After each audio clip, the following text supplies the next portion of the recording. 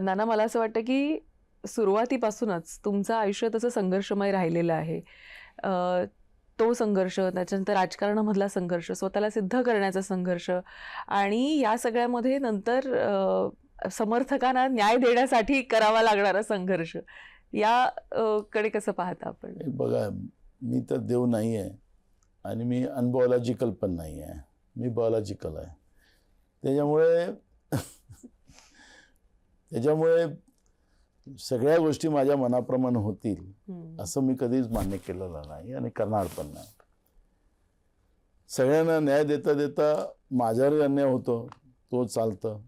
पण माझे समर्थक, माझा पक्षाचा कार्यकर्ता, त्यांच्यावर अन्याय होऊ नये याची काळजी घेण्याचं काम मी करतो.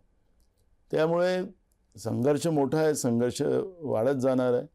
पण माझा एक उद्देश आहे की ज्या लोकांनी आम्हाला स्वातंत्र्य मिळवून दिलं, ज्या महापुरुषांनी स्वातंत्र्य मिळवून दिलं, त्यांनी हा विचार केला नाही की मला काय भेटणार आहे स्वातंत्र्य मिळाल्यानंतर. आणि त्यांनी हा विचार केला नाही, म्हणून आमच्या देशाला स्वातंत्र्य मिळालं. आणि म्हणून जे बलिदान जे असतं ते वाया जात नाही.